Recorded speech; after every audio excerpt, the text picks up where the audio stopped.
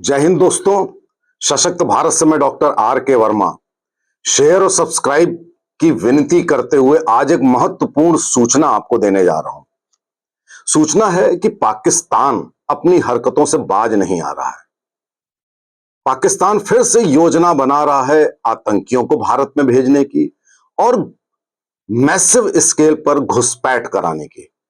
और पाकिस्तान कश्मीर के जरिए तो ये करता आया है, लेकिन अब उसको लगता है कि कश्मीर के जरिए कुछ मुश्किल है, तो उसने एक दूसरा रास्ता अपनाया। हालांकि वो कुछ नया नहीं है, वो है सर क्रीक का मार्ग। Creek, SIR, sir creek, KREEK, sir creek.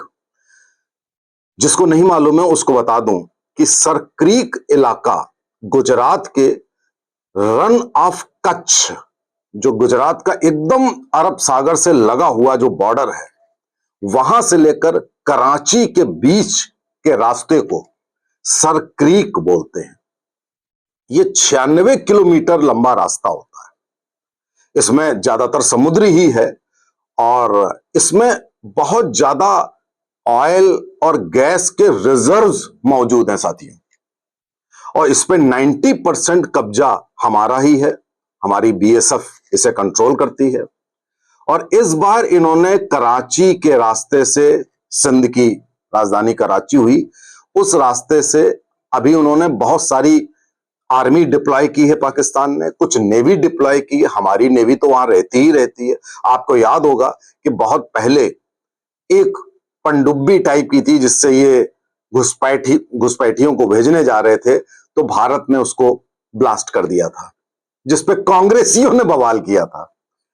अब इन्होंने वो रास्ता चुना है गुजरात के थ्रू, ऐसी सूचना मिली है। तो इन्होंने सोचा कि उधर से आतंकी करेंगे, इधर से हम सेना का कोई ऑपरेशन करेंगे। बहुत पहले, अभी कुछ दिनों पहले भारतीय नेवी ने भी कहा था कि अब की बार पाकिस्तान से वॉर नेवी लड़ेगी। और अभी कुछ ही दिनों पहले साथियों, रक्षा मंत्री ने एक बहुत महत्वपूर्ण बयान दिया था कि इस बार अगर पाकिस्तान ने कुछ गड़बड़ी करी तो ऑपरेशन सिंदूर में, सिंदूर 2 में पाकिस्तान का इतिहास और भूगोल समाप्त हो जाएगा। ये ऐसे ही नहीं कहा जाता है। भारत का रक्षा मंत्री ऐसे ही नहीं कह देगा। कोई पाकिस्तानी लोग नहीं है जो आए बाएं साएं बकते रहते हैं। अभी आपने सुना होगा कि भारत के जो एयर चीफ मार्शल हैं, उन्होंने भी कहा कि पाकिस्तान बहुत गलत प्रोपेगेंडा करता है। हमने उनके 12-13 जेट्स गिराए, बहुत डैमेज किया, और अब की बार हम कोई नरमी नहीं बरतेंगे। अब की बार हम ये नहीं, कोई तकल्लुफ नहीं करेंगे। अब की बार इनको जम के इनको खत्म करेंगे। इसके बाद जो सबसे महत्वपूर्ण साथियों, चीफ ऑफ आर्मी स्टाफ, देखिए आर्मी बहुत इंपॉर्टेंट होती है। किसी भी जगह पर जो फाइनल झंडा लहराती है वो आर्मी लहराती है। तो आर्मी चीफ ने भी ये कहा कि हम इतिहास और भूगोल पाकिस्तान का इस बार बदल देंगे। आपने देखा होगा कि पाकिस्तान के जो ये शहबाज शरीफ और आसिम मुनीर जो दोनों हैं, वो आजकल कैसी चमचागिरी ट्रंप की कर रहे हैं। और उस चमचागिरी में उनको क्या लग रहा है? उनको लग रहा है कि हमने एक ब्रीफ केस में मिनरल्स दिखा दिए अमेरिकन प्रेसिडेंट को, या हमने कोई एयरबेस दे दिया, या हमने उनके कहने से सऊदी से एक पैक्ट कर लिया कि एक देश पे हमला दोनों देश पे माना जाएगा। इन सब चीजों से पाकिस्तान को लगने लगा है कि हमारी कुछ रेलिवेंस हो गई है, हमारी कुछ महत्ता बढ़ गई है। उनको ये नहीं मालूम कि अमेरिका और ट्रंप उनको बेवकूफ बना रहे हैं। और ये साथियों फैक्ट है। आप भी देखते होंगे, आपको इरिटेशन होता होगा कि ये ट्रंप ये कर क्या रहे हैं, लेकिन यकीन मानिए ट्रंप ऐसे व्यक्ति नहीं है, या अमेरिका ऐसा नहीं है कि उसको असलियत ना मालूम हो। वो जो कुछ भी कर रहा है, आप देखिए इजराइल में अभी हमास के ऊपर, आज संडे है, आज शाम 6 बजे तक का अल्टीमेटम है ट्रंप का। उसके बाद क्या होगा ये नहीं मालूम। और ईरान के ऊपर भी उधर पूरी तैयारी हो रही है दोबारा से इन्वेड करने की, क्योंकि ट्रंप का कहना है इजराइल से कि हमास को तो इस तरीके से हैंडल कर लो, बाद में ईरान को जरूर नेस्तनाबूद करना है। तो भविष्य में साथियों ये एक अलग वीडियो का विषय है कि ईरान के ऊपर और अटैक होंगे, और ईरान के अंदर पूरी मोसाद भरी हुई है। ये मैंने बहुत पहले आपको वीडियो में बताया था कि ईरान खत्म होगा। आज भी मैं कह रहा हूं कि ईरान खत्म होगा। अच्छा, अब देखिए, सऊदी ने भी कोई बहुत बढ़िया काम नहीं किया पाकिस्तान से पैठ करके, लेकिन वो अमेरिका के कहने पे किया है। उसके अंदर की रणनीति क्या है ये लोगों को नहीं मालूम। हमारी भारत की सरकार को और सबको, मोदी जी सबको मालूम होगा कि अंदर की बात क्या है। अंदर की बात पाकिस्तान को भी नहीं मालूम है। पाकिस्तान सोचता है कि हमें अमेरिका का, चीन का, सऊदी का सबका साथ होगा तो हम भारत से टक्कर ले लेंगे, और उसका अल्टीमेट एम है भारत में आतंकवाद फैलाना, आतंकियों को भारत में भेजना, और उसकी आड़ में प्रॉक्सी वॉर करना, और उसकी आड़ में जो उसका एक जमाने से जो एम रहा है उसको पूरा करना। अभी जो ऑपरेशन सिंदूर में जो हमने 3 दिन में इतना डैमेज किया, उससे डरा सहमा बैठा हुआ है। लेकिन ये वैसे लोग नहीं है साथियों। ये इनकी कल्चर, इनकी धार्मिक शिक्षा ही जिहाद है, लड़ना है।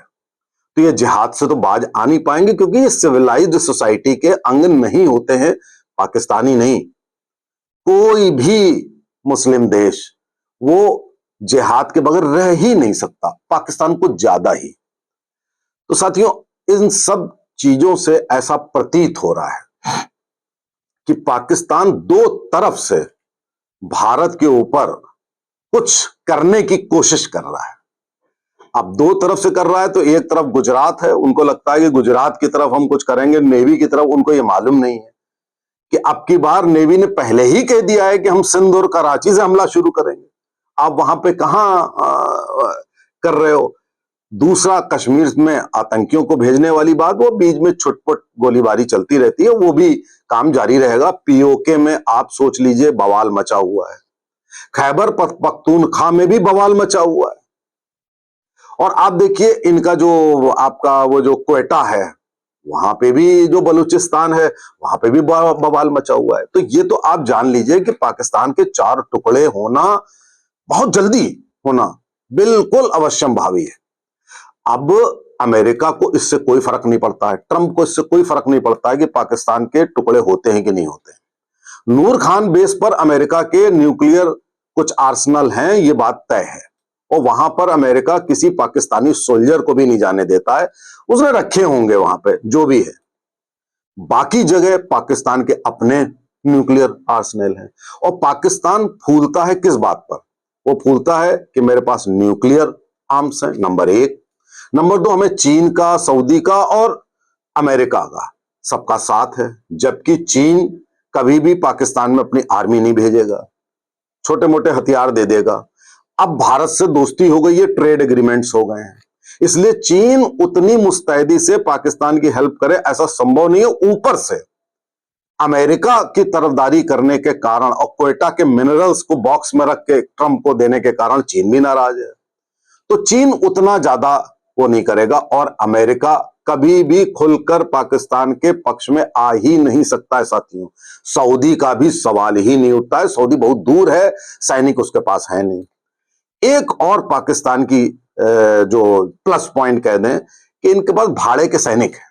देखिए, मिडिल ईस्ट के किसी भी मुस्लिम कंट्री में मुस्लिम सैनिक होते ही नहीं ज्यादा, यूरोप में नहीं है, बाकी जगह नहीं है, इनके पास भरे पड़े हैं, क्योंकि ये जिहाद, इनके माइंड में जिहाद की ट्रेनिंग होती है, तो इनको लड़ने में बड़ा मजा आता है। तो ये अपने किराए के जो भाड़े के टट्टू हैं, ये यमन में भी भेजेंगे, सऊदी में भी भेजेंगे, जहां जहां होगा। लोग बीच में आया था कि गाजा में भी भेजेंगे, लेकिन उससे वो बैकआउट कर गए पाकिस्तानी जो भी है।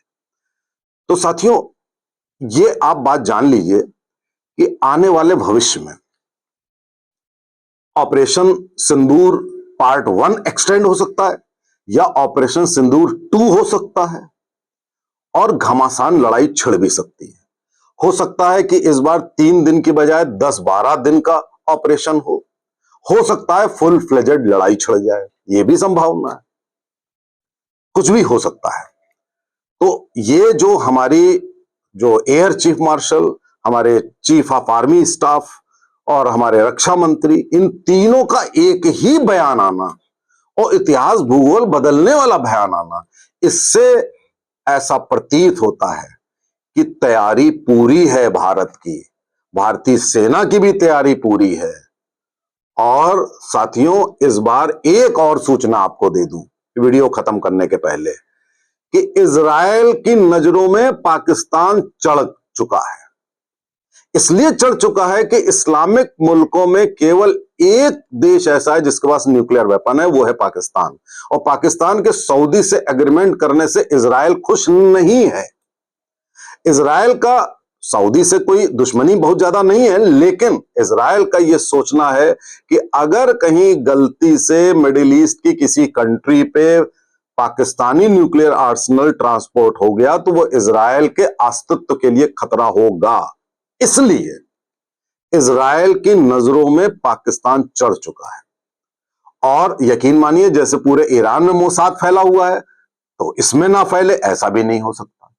तो साथियों, मेरा यह मानना है कि हम सबको ये तैयार रहना चाहिए कि कुछ बड़ा होने वाला है। नमस्ते, जय हिंद, जय भारत।